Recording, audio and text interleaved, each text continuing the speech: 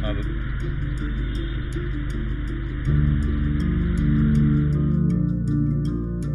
have not applied for any pardon.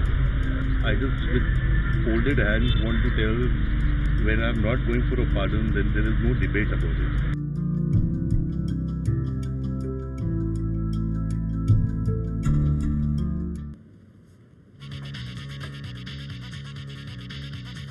ABP news में आपका स्वागत है। आपके साथ मैं हूं सुमेरा खान। वक्त है बड़ी बहस का। सुप्रीम कोर्ट से सजा के ऐलान के बाद पहली बार आज संजय दत्त मीडिया के सामने आए और कहा कि वो जेल जाने को तैयार हैं। संजय दत्त ने यह भी कहा कि वो माफी के लिए अपील नहीं करेंगे, लेकिन जस्टिस काटजू ने उनकी माफी के लिए मुहिम छेड़ दी है और कई लोग ये चाहते हैं कि संजय दत्त को राज्यपाल माफ कर दें। आज मीडिया से बात करते हुए संजय दत्त रो पड़े। सवाल यह है कि क्या संजय दत्त के आंसुओं से राज्यपाल का दिल पसीजेगा?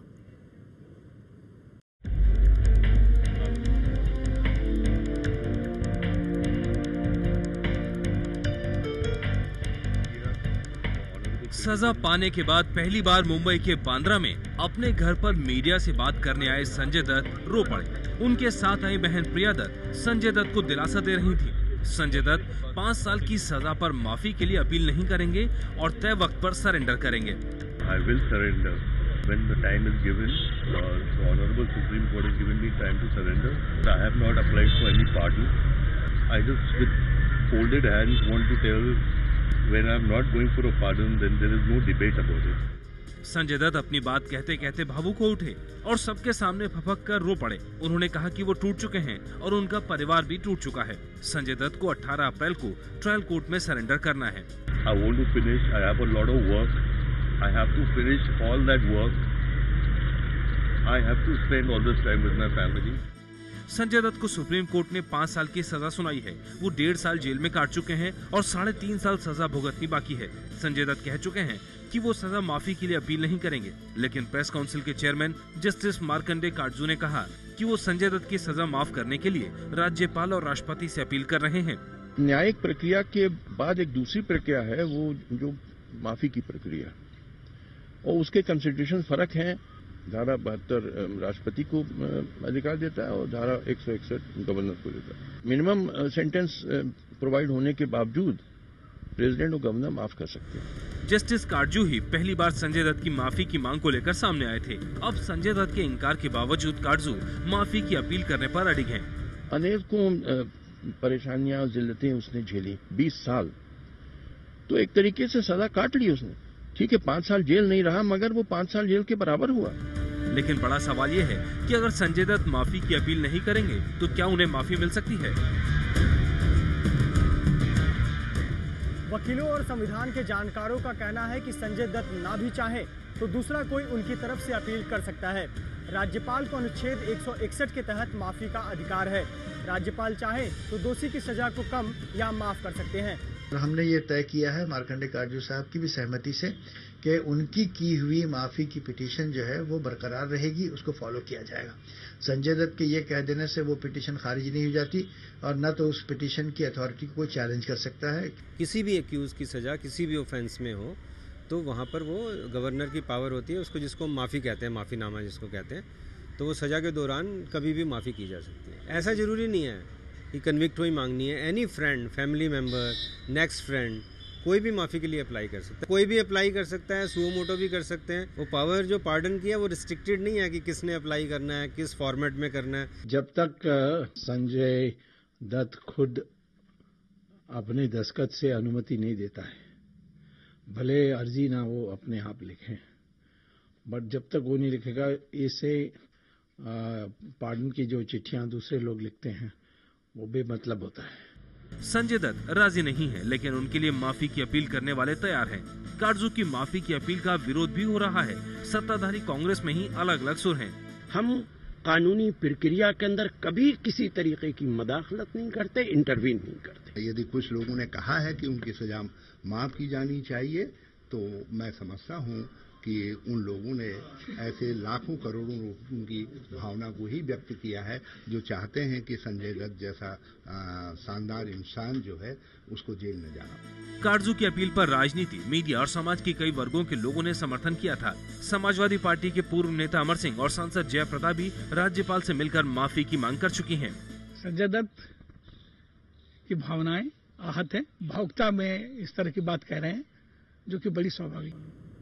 तो विरोध में भी हैं लोग, पक्ष में भी हैं लोग माफी दिए जाने के संजय दत्त को। संजय दत्त की अपनी अपील करने के बाद भी जस्टिस मार्कंडे काटजू इस बात पर कायम है कि वो अपील को जारी रखेंगे, बल्कि ज़ैबुन्निसा काजी के लिए भी अपील करेंगे। हमारे साथ तमाम मेहमान मौजूद हैं जिनके साथ हम इस मुद्दे पर बात करेंगे कि जो आज संजय दत्त ने कहा, जितने वो भावुक हो गए प्रेस कॉन्फ्रेंस के दौरान, क्या इन आंसुओं से राज्यपाल का दिल पसीजेगा? इस पर बात करने के लिए हमारे साथ मौजूद है वरिष्ठ पत्रकार दिबांग, हमारे साथ वरिष्ठ वकील आभा सिंह मौजूद हैं जो सामाजिक कार्यकर्ता भी हैं, हमारे साथ SS सुरादकर जी मौजूद हैं, पूर्व IG हैं मुंबई पुलिस, हमारे साथ समाजवादी पार्टी के नेता अबू आजमी भी मौजूद हैं, हमारे साथ और मेहमान भी जुड़ेंगे। सबसे पहले लेकिन अबू आजमी साहब, आपसे मेरा सवाल कि संजय दत्त तो ये कह रहे हैं कि वो नहीं करेंगे अपील, लेकिन जस्टिस काटजू कह रहे हैं कि वो अपनी अपील पर कायम हैं और तमाम लोग हैं जो समर्थन में हैं संजय दत्त के।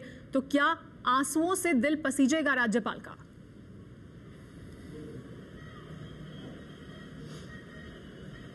देखिए, ऐसा है कि मैं इस केस को बहुत ज्यादा जानता हूँ। संजय दत्त एक फिल्म एक्टर हैं, मशहूर आदमी हैं, बहुत लोग उनसे प्यार करते हैं, पूरे देश की आवाज संजय दत्त के लिए उठ रही है। मेरी उनसे पूरी हमदर्दी है, परंतु उसी के साथ साथ मैं कहना चाहता हूँ कि संजय दत्त जी से बहुत ज्यादा सजाएं और लोगों को मिली है और गलतियां उनकी नहीं है।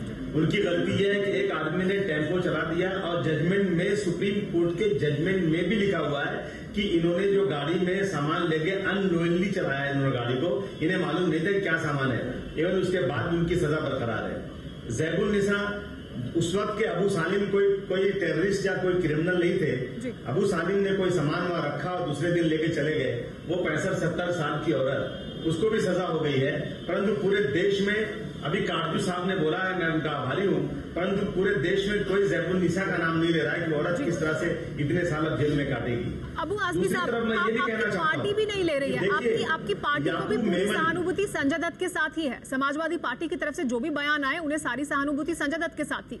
किसी नेता ने, किसी राजनीतिक पार्टी ने नाम नहीं लिया ज़ैबुन्निसा। मैं उस केस का भुक्तभोगी हूँ। मैं समाज के वो गरीब लोग जिनके पास एक रोटी खाने को नहीं है, जिनके पास मुकदमा चलने के लिए पैसे नहीं है, जिन्होंने अननोइंगली कोई काम किया था, और ये केस टाडा के तहत चला है। टाडा वो ड्रैकोनियन लॉ कहा गया।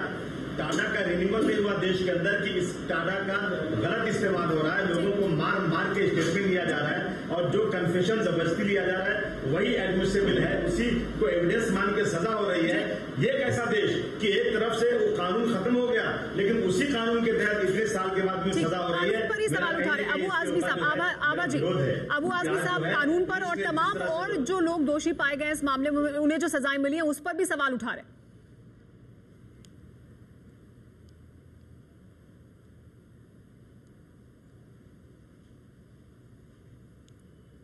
आभा जी, आपको आवाज मिल रही है?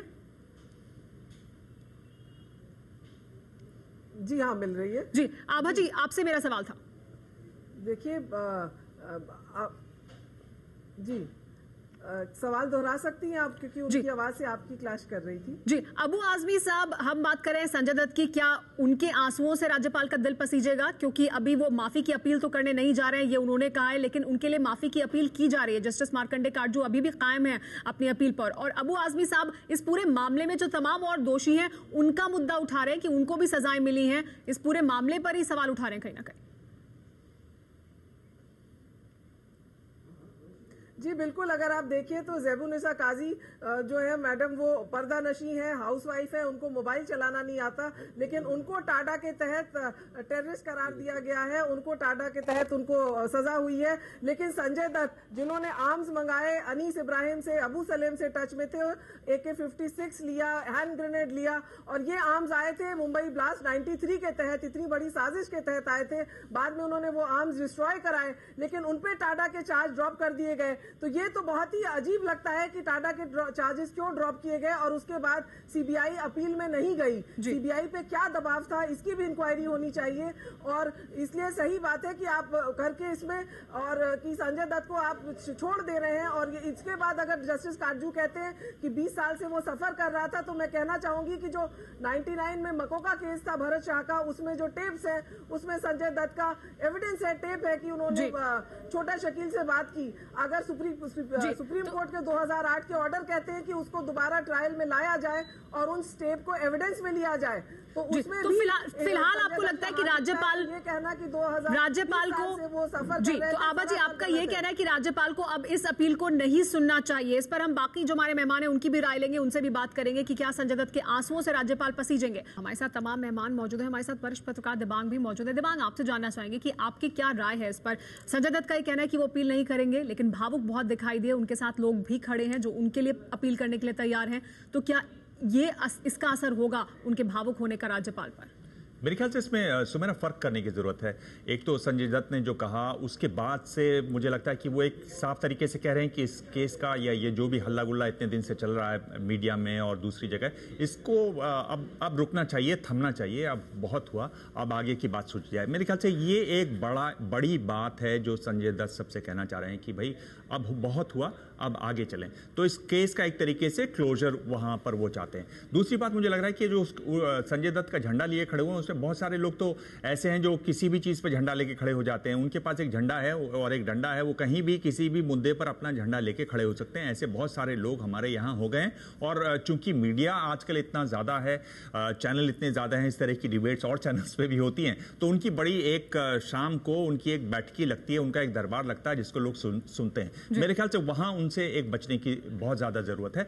बहुत सारे लोग उनके ऐसे हैं जो उनके बिल्कुल बहुत करीबी हैं। जैसे मैं महेश भट्ट को सुन रहा था एक चैनल पर, वो कह रहे थे कि मेरे जानने वाले हैं, मेरे जिगर का टुकड़ा है, मैं उसके लिए खड़ा हूं, दया की भीख मांग रहा हूं, इस तरह के।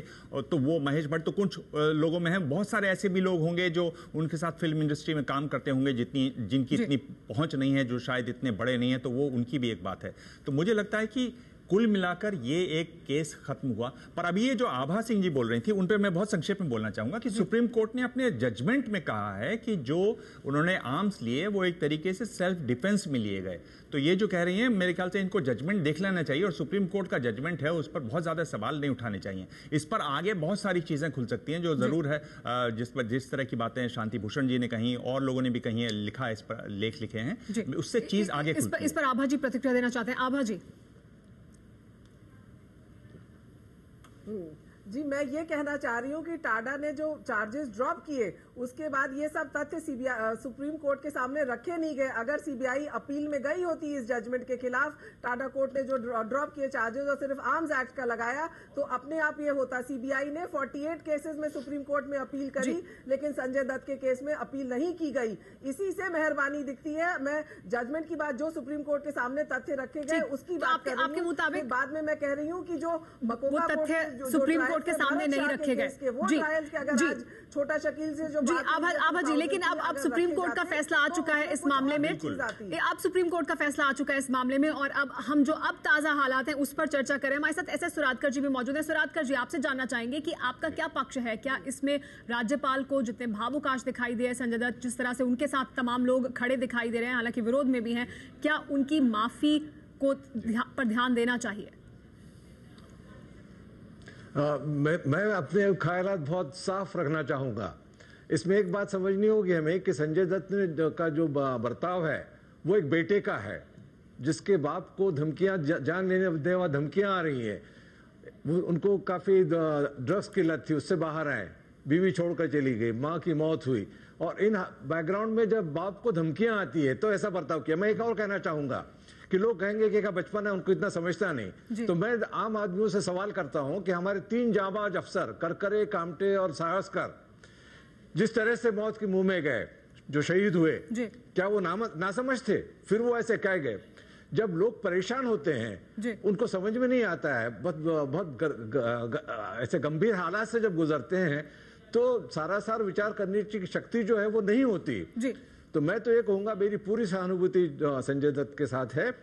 और जो कुछ हुआ है, एक बेटे ने जब बाप की जान को धोखा था उस समय ये बर्ताव किया हुआ है, तो मैं तो समझता हूँ कि जो सजा काट चुके हैं, अहम बात आप यहाँ पर उठा रहे हैं कि संजय दत्त किस तरह के हालात में, ये तमाम बातें उस कोर्ट के में भी ये तमाम बातें सामने रखी गई थी, लेकिन फिर क्या और किया जा सकता था? कोर्ट ने इन बातों पर ध्यान नहीं दिया है, उसके बावजूद सजा दी है संजय दत्त को, तो क्या अब माफी मिलनी चाहिए? संजय, क्या इस तरह से राज्यपाल का दिल पसीजेगा जिस तरह से भावुक हुए आज संजय दत्त और जो उनके साथ लोग खड़े हैं और अपील कर रहे हैं लगातार?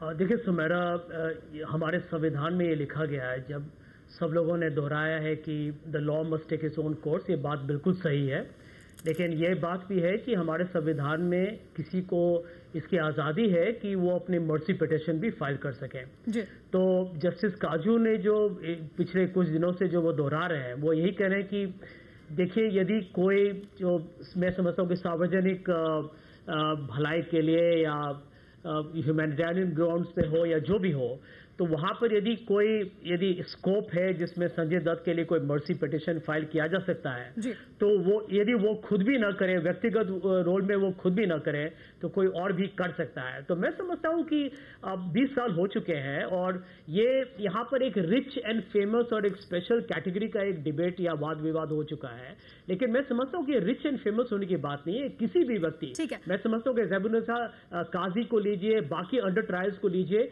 ये बहुत ही बड़ा एक विषय है। ये संजय दत्त के बारे में नहीं है, ये बहुत ही अंडर ट्रायल्स के इश्यूज में है। लेकिन बाकी अंडर ट्रायल्स के मुद्दे नहीं उठ रहे हैं संजय जी, बाकी अंडर ट्रायल्स के मुद्दे नहीं उठ रहे हैं। ज़ैबुन्निसा काजी का मामला भी मीडिया ने उठाया, उसके बाद सामने आया और तब लोग उसके पक्ष में आ रहे हैं। लेकिन जो दिबांग कह रहे हैं संजय कि अगर कोई गुंजाइश बनती है संजय दत्त को माफी दिए जाने के लिए, तो क्योंकि वो अधिकार मौजूद है इसलिए दिया जाना चाहिए, लेकिन क्या कोई गुंजाइश बनती है संजय दत्त के लिए?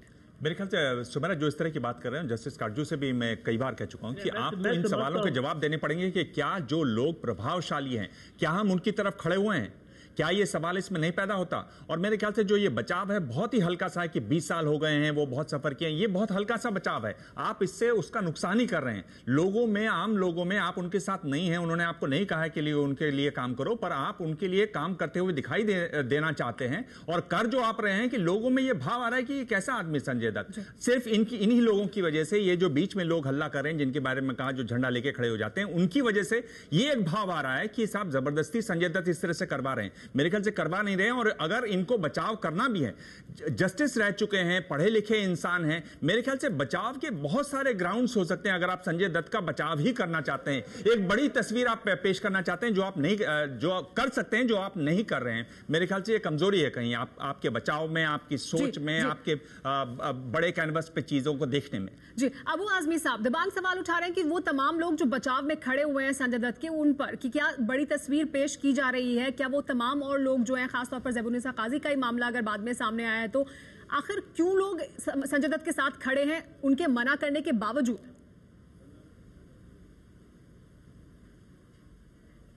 देखिए, ऐसा है कि इस देश में लोग जो है अपने आप को शो करने के लिए, प्रचार में अपनी फोटो दिखाने के लिए बहुत आगे आते हैं, परंतु इस देश ये वो देश है जहां पे इक्वलिटी, बराबरी की बात कही गई है। संविधान में सबको बराबर का हक है।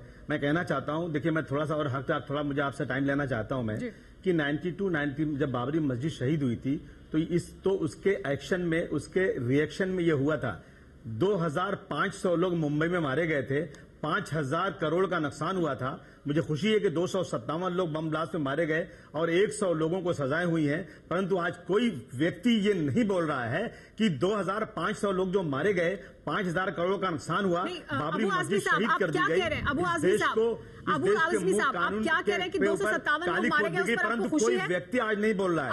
आज बहुत सारे लोग ऐसे, मतलब एक मिनट, मुझे अगर आपने मुझे बुलाया है तो आप मेरी बात सुन लीजिए। मैं बिल्कुल आपकी बात सुनूंगी, अगर इस देश के अंदर अबू आजमी साहब, आप यहाँ पर इस चैनल पर इस तरह की बात नहीं कर सकते हैं कि आपको खुशी है लोग मारे गए, किसी एक व्यक्ति को बाबरी मस्जिद तोड़ने वाले या मुंबई में 25,000 लोगों को मारने वाले को किसी को सजा नहीं हुई है, परंतु एक व्यक्ति इस बात को नहीं बोल रहा है। ठीक है, आप वो अपनी बात रखिए, लेकिन आप इस तरह की बात नहीं कह सकते हैं कि कुछ लोग मारे गए, उस पर आपको खुशी है। सिर्फ संजय दत्त की बात पूछना चाहती हैं? खुशी कैसे हो सकती है? आपको खुशी कैसे हो सकती है अबू आजमी साहब? क्या आपको खुशी? मुझे खुशी नहीं है, मुझे बिल्कुल खुशी। आप ये बात गलत कर रही नहीं, मुझे खुशी नहीं, मुझे इस बात का गम है कि 2500 लोग मारे गए, आज तक एक को सजा नहीं हुई। बाबरी मस्जिद शहीद की गई, एक को सजा नहीं हुई।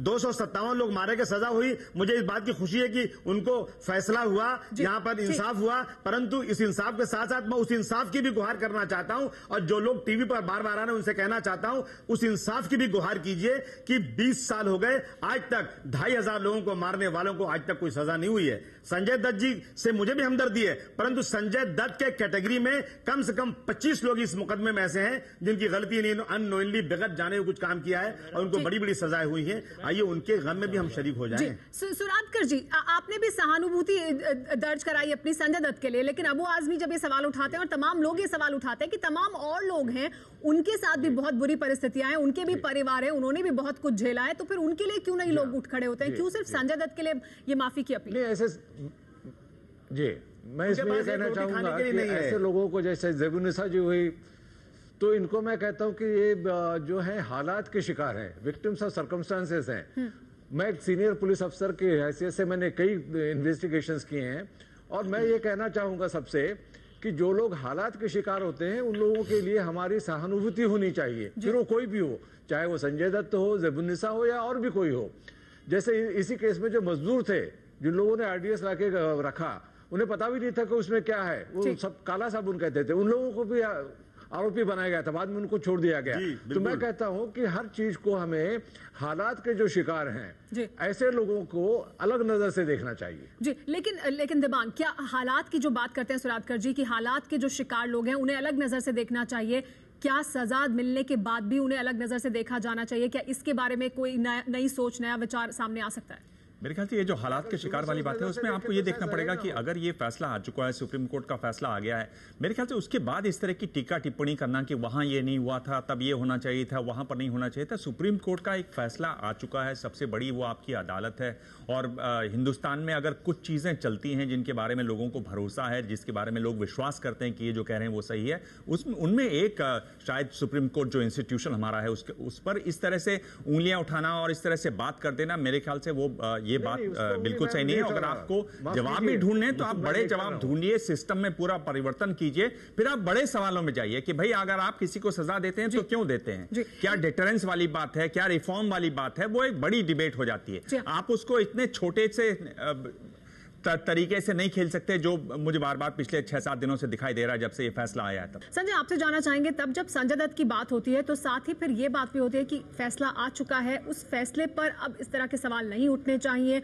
और सजा को, क्योंकि संजय दत्त खुद भी कह रहे हैं कि वो कानून का सम्मान करते हैं, उन्हें इस सजा को पूरा करना चाहिए।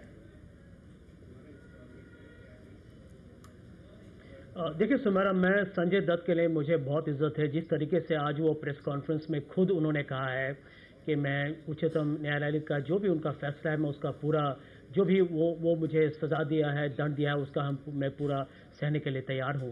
लेकिन मैं समझता हूँ कि यहाँ पर एक मानवतावादी यदि आप कारण देखें या आप देखें कि जिस तरीके से ये विषय, ये मुद्दा ज़्यादा बड़ा हो चुका है। संजय दत्त प्रभावशाली हैं, जाने माने हैं, अमीर हैं, लोकप्रिय बॉलीवुड के हीरो रहे हैं, लेकिन यहाँ पर बहुत ज्यादा ध्यान जो कानूनी जो विशेषज्ञ हैं उनका इस बात पर ध्यान आया है कि क्या कोई व्यक्ति जो सालों तक उस पर एक निशाना उस पर लगा रहे, उस पर इतना मानसिक दबाव रहे कि भविष्य में उसको क्या होगा उसे नहीं मालूम हो, और हमें मानना चाहिए कि इसे बहुत स्ट्रेस या चिंता या किसी के भी निजी जीवन में बहुत ही तकलीफ होती है। संजय दत्त एक जाने माने हैं, इसीलिए हम शायद कठोर या उन पर काफी एक कानूनी मिजाज से देख रहे हैं। मुद्दा बड़ा हो गया है के लिए भी बहुत ही बड़ा मुद्दा और न्याय मिलने में देरी के मामले से आप इसे जोड़ रहे हैं। आभा जी, क्या इस तरह से इसे जोड़ा जा सकता है कि 20 साल हो गए हैं जो सजा उनको उस दौरान मिली है, क्या उससे जोड़ा जा सकता है इस मामले को? नहीं, बिल्कुल नहीं, ये सरासर गलत है। 20 साल हो गए तो उससे सजा माफ हो जानी चाहिए, ये कहना बहुत गलत है।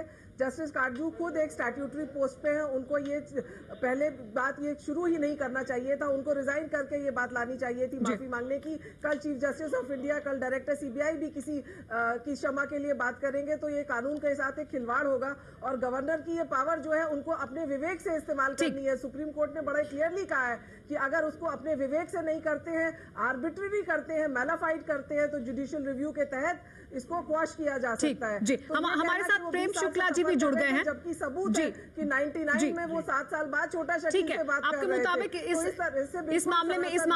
इस मामले में अगर राज्यपाल गौर भी करते हैं तो उसका भी फिर जुडिशियल रिव्यू हो सकता है। हमारे साथ प्रेम शुक्ला जी भी जुड़ गए हैं। प्रेम शुक्ला जी, आपसे जानना चाहेंगे कि क्या ये मामला संजय दत्त की माफी से बड़ा हो गया है? क्या जो न्याय मिलने में देरी होती है, जो जिस तरह के हालात तब थे, क्या उन सबको भी ध्यान में रखना चाहिए? क्या ये बड़ा मुद्दा बन गया है? क्या ऐसा है? नहीं, ये अनावश्यक मुद्दा बन गया है और दाऊद इब्राहिम और टाइगर मेमन इसके कारण जो है बच जा रहे हैं। इस तरह इतना बड़ा मुद्दा बन गया है। संजय दत्त क्या, इस देश में तो अजमल कसाब के लिए भी लोग माफी मांगने खड़े हो जाते हैं, लेकिन ये देखा जाना चाहिए कि न्याय दिया जाता हुआ प्रदर्शित कैसे होगा। कहीं ऐसा तो नहीं संदेश चला जाएगा कि संजय दत्त चूंकि सेलिब्रिटी थे इसलिए उनको न्याय की तराजू पर उनको अधिक जो है लाभ मिल गया। ये अगर मैसेज गया तो हमारा जो कानून का और कानून में संविधान में जो समता का विशिष्ट हमारा जो अधिकार है वही नष्ट हो जाएगा। आम आदमी के पास जो एकमेव अधिकार है वो भी आप नष्ट कर देंगे। तो न्याय मिलता हुआ दिखना चाहिए, वो भी बहुत जरूरी है, क्योंकि इस मामले को जो है आम आदमी को 1993 के बमकांड के तौर पर देखना चाहिए और भुक्तभोगियों को न्याय दिया जाए, इस दृष्टि से देखना चाहिए। क्या ऐसा नहीं होगा लोगों में? क्या ये नहीं जाएगा कि बड़े लोगों के लिए न्याय अलग है और आम आदमी के लिए न्याय अलग? मुझे लगता है एक बहुत साफ बात है, उन्होंने कहा मैं पार्डन माफी नहीं मांगने वाला हूं। मेरे ख्याल से इसको डिबेट, इस तरह की डिबेट्स बंद कर देनी चाहिए। लीगली उनके पास दो ऑप्शन हैं। जिस तरह का जजमेंट आया है, जो बात जजमेंट में लिखी हुई है उनके बारे में, वो अपना एक रिव्यू जजमेंट के रिव्यू पिटीशन फाइल कर सकते हैं। उसके बाद वो क्यूरेटिव पिटीशन फाइल कर सकते हैं, उनको और वक्त भी मिल जाएगा। और मुझे लगता है कि कुल मिलाकर इससे अब आगे जाने की बात है। सुमेरा फैज साहब ने कहा है ना, और भी गम है जमाने में, और भी दुख है जमाने में। जी हाँ, लेकिन चर्चा इस वजह से हो रही क्योंकि मार्कंडे काटजू या तमाम जो समर्थक हैं संजय दत्त के, वो अभी भी संजय दत्त की इस अपील के बावजूद पीछे हटने के लिए तैयार नहीं है। वो अभी भी इस बात पर अड़े हुए हैं कि वो इस अपील को लेकर आगे बढ़ेंगे। आप सभी लोगों का बहुत बहुत शुक्रिया हमारे साथ इस चर्चा में जुड़ने के लिए।